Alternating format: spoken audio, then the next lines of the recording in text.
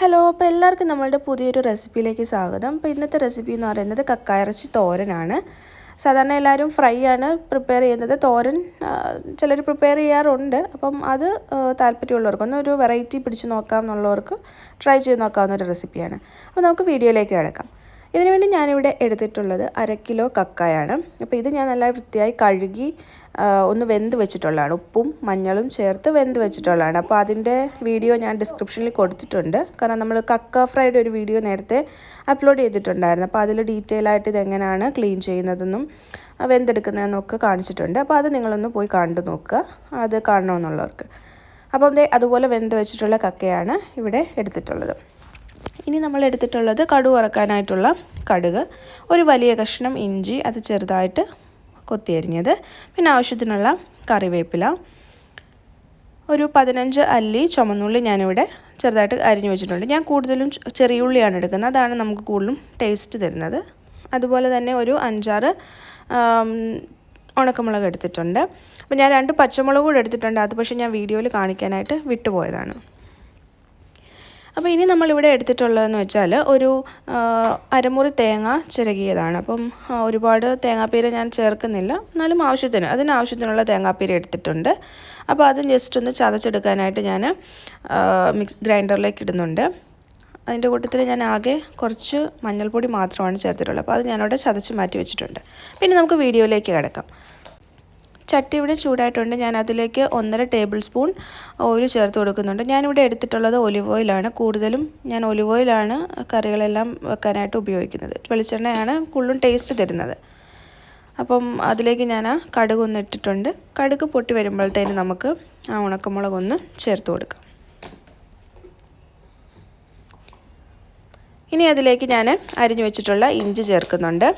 അപ്പം ഞാനിവിടെ വെളുത്തുള്ളി ചേർത്തിട്ടില്ല, കാരണം എനിക്ക് വെളുത്തുള്ളി ഇടുമ്പോൾ വേറൊരു ടേസ്റ്റാണ് വരുന്നത്. അത് അത്ര താല്പര്യമില്ലാത്തതുകൊണ്ട് വെളുത്തുള്ളി ചേർത്തിട്ടില്ല. നിങ്ങൾക്ക് താല്പര്യം ഉണ്ടെങ്കിൽ അത് ചേർത്ത് കൊടുക്കാം.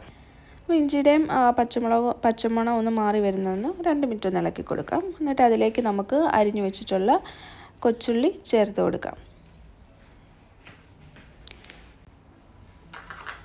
അതിനുശേഷം നമുക്കൊരു 2 മിനിറ്റ് ഒന്ന് ഇളക്കി കൊടുക്കാം. കൂടെ ഞാൻ കുറച്ച് കറിവേപ്പിലയും കൂടെ ചേർക്കുന്നുണ്ട്. അപ്പോൾ ഇതൊന്ന് 2 മിനിറ്റ് ഇളക്കി കൊടുത്തതിന് ശേഷം ഒരു ട്രാൻസ്പെറൻ്റ് ആവുന്ന വരെ നമുക്കൊന്ന് ഇളക്കി കൊടുക്കാം.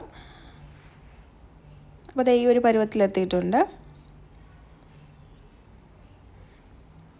ഇനി നമുക്കതിലേക്ക് കുറച്ച് പൊടികൾ ചേർത്ത് കൊടുക്കണം. ഞാനിവിടെ ചേർത്തിട്ടുള്ളത് 1 ടീസ്പൂൺ കുരുമുളക് പൊടി, 1/2 ടീസ്പൂൺ പെരുംജീരകം പൊടിച്ചതുമാണ്. അപ്പോൾ അതൊന്ന് ജസ്റ്റ് 2 മിനിറ്റ് ഒന്ന് ഇളക്കി കൊടുത്ത് മസാലയുടെ ഒരു പച്ചമണം ഒന്ന് പോകുന്നവരെ ഒന്ന് ഇളക്കി കൊടുത്താൽ മതി. എന്നിട്ട് അതിലേക്ക് നമുക്ക് ഈ വെന്ത് വെച്ചിട്ടുള്ള കക്ക ചേർത്ത് ഇളക്കി കൊടുക്കാം.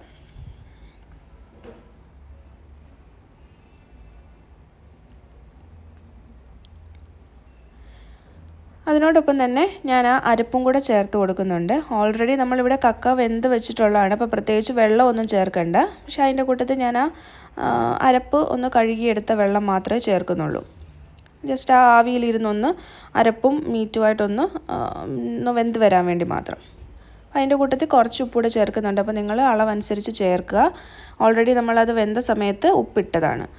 അപ്പം ഇനി നമുക്കൊരു 2 പച്ചമുളകും കൂടെ ചേർത്ത് ഇതൊന്ന് അടച്ചു വെക്കാം. ഒരു ലോ ഫ്ലെയിമിൽ ഒന്ന് ആവി വരുന്നത് വരെ ഒന്ന് അടച്ചു വെച്ച് നമുക്കൊന്ന് വേവിക്കാം. അപ്പോൾ ഇടയ്ക്കൊന്ന് ഇതുപോലെ ഇളക്കി കൊടുക്കണം, അടുക്കി പിടിക്കാതിരിക്കാനായിട്ട്.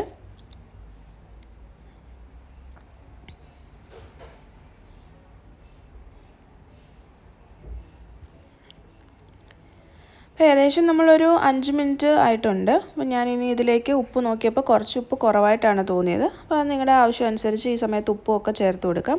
അതിൻ്റെ കൂട്ടത്തിൽ ഞാൻ 1 ടീസ്പൂൺ കുരുമുളക് പൊടിച്ചതും 1/2 ടീസ്പൂൺ ചെറിയ ജീരകം, നല്ല ജീരകം പൊടിച്ചതും കൂടെ ചേർക്കുന്നുണ്ട്. അപ്പോൾ ഇതൊരു നോൺ വെജ് തോരനായതുകൊണ്ട് എരിവ് ഇല്ലെങ്കിൽ ഒരു രുചിയും കാണില്ല, അതുപോലെ തന്നെ വേറൊരു ടേസ്റ്റ് ആയിരിക്കും. അപ്പോൾ ഇത് നമ്മളുടെ റെസിപ്പി ഇവിടെ റെഡി ആയിട്ടുണ്ട്. എല്ലാവരും ഒന്ന് ട്രൈ ചെയ്ത് നോക്കണം. സോ ഞാൻ പറഞ്ഞല്ലോ, എപ്പോഴും എല്ലാവരും കക്ക ഫ്രൈ ആണ് പ്രിപ്പയർ ചെയ്യാറ്. നമ്മുടെ ലഞ്ചിൻ്റെ കൂടെ ഒക്കെ കഴിക്കാൻ പറ്റിയൊരു തോരൻ, നോൺ വെജ് തോരനാണ്. നല്ല ടേസ്റ്റാണ്. കുറച്ച് എരിവ് കൂട്ടിയിടുക, ഞാൻ നേരത്തെ പറഞ്ഞ കൂട്ട് തന്നെ, അല്ലെങ്കിൽ നമുക്ക് ആ ഒരു ടേസ്റ്റ് കുറവായിട്ട് തോന്നും. അപ്പം thanks for watching the video. By.